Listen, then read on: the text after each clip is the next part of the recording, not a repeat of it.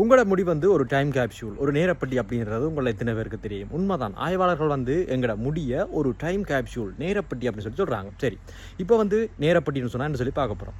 இப்போது நேரப்பட்டி அப்படின்றது குறித்த ஒரு விடயத்தையோ இல்லாட்டி குறித்த ஒரு பொருளையோ குறிப்பிட்ட ஒரு காலத்துக்கு பாதுகாத்து வைக்கிற இடம், சேமித்து வைக்கிற இடம், சேர்த்து வைக்கிற இடத்தை தான் நாங்கள் நேரப்பட்டி அப்படின்னு சொல்லி சொல்லுவோம். இப்போது உதாரணத்துக்கு உங்களோட வீட்டில் நீங்கள் ஒரு போத்திலேயே ஒரு சின்ன பெட்டியாக கண்டுபிடிக்கிறீங்க. அதுக்குள்ளே சில ஆவணங்கள் இருக்குது. இவை ஒரு 200 வருஷமாக இருக்குன்னு சொன்னால் அதுதான் ஒரு நேரப்பட்டி.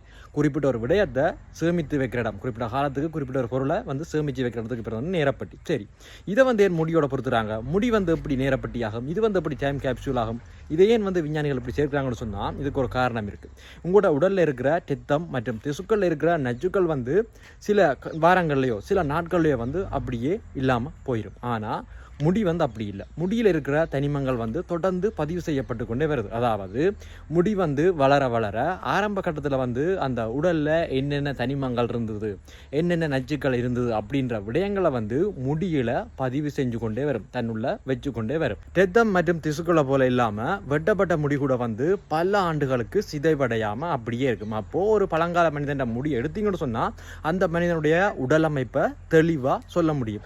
இப்போ உதாரணத்துக்கு ஒரு நல்ல நீளமான முடி எடுத்துக்கொண்டீங்கன்னு சொன்னால் அந்த முடியை வச்சு ஒரு வருடத்துக்கு முதல் அந்த முடியை கொண்டிருந்த மனிதன் என்ன உணவை உட்கொண்டான், அவன் வாழ்ந்த சூழலில் அந்த காற்று மாசுபாடு எப்படி இருந்ததுன்ற வரைக்கும் சொல்ல முடியும்.